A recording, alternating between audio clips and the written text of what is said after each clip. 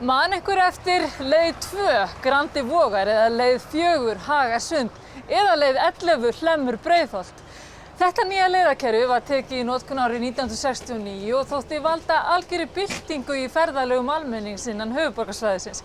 Og það sem þótti ekki síst merkilegt var að það var hægt að taka skiptimiða. Get ekki fengið skiptimiða, takk?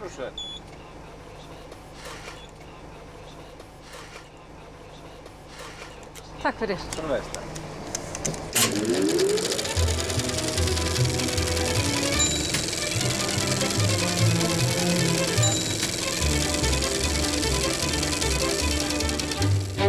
Við Kalkofnsveg skammt frá þar sem Seðlabankinn stendur nú var aðal skiptistöð strætisvagna Reykjavíkur árabil.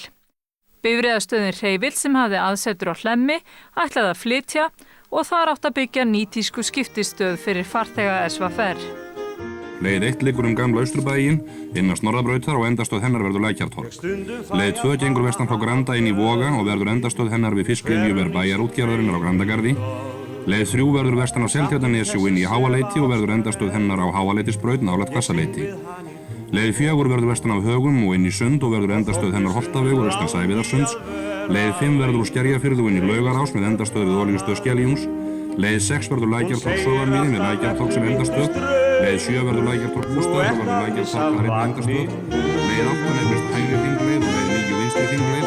Það eru það hringleiðir Borgarlandið vestan Snorrabrautar og er að nokkur útvíkkun á leiðinni og verður ekki í báðar áttir. Endastöðar verður á Kleppsvegi og Dalbrautar. Leið 10 verður svo Hlemmur Selás með endastöð á Hlemmi og leið 11 verður Hlemmur Breiðholt með endastöð á Hlemmi.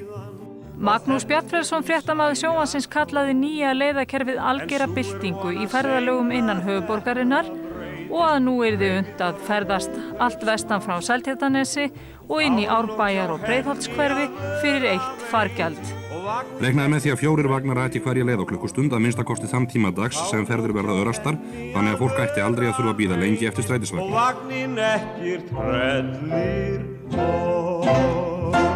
Það verður einnig reynt að samræma tímaáætlun ferðanna þannig að hugsanlegur biðtími styttist eins og unnt verður. Ekki nóg með að þjónustastrætó stórbatnaði, heldur átti líka að láta fara vel farþegana á meðan þeir biðu eftir strætó. Og svo hugmynd hafði skotið upp kollinum að byggja stórt glerhýsi yfir Hlemm með öllum eiginleikum gróðurhús og rækta þar suðræn blóm með jarðhita og raflýsingu. Jæja, hvernig hefur gengið að rækta suðrænu blómin hér á Hlemmi? Það gekk bara vel, lengi vel. Húsið hérna var byggt 1978, hefur verið hérna í þá rúm 30 ár og blómin sem þú talar þau hafa verið hérna mestan hluta þess tíma. Það er kannski svona ár síðan að við tókum þau og ástæðan var nú kannski fyrst og fremst svo að við vorum að gera fólki auðveldara að sjá út úr húsinu til vagnanna. Nú hefur þessi staður haft svona frekar slæmt orð á sér í gegnum árin. Þetta líktist ekki beint þessum aldingarðir sem að svona menn voru að hugsa sér að þetta yrði.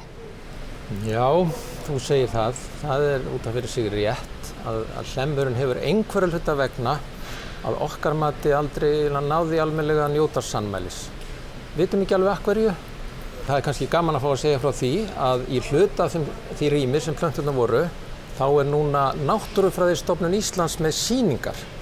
Og hér hafa verið dýrasýning, fuglasýning og nú er steinasýning hérna. Þannig að meðan fólk dokar við hér augnablik eftir vagninum, þá nýtur það svona fróðleiks náttúru Íslands sem er svo sérstök.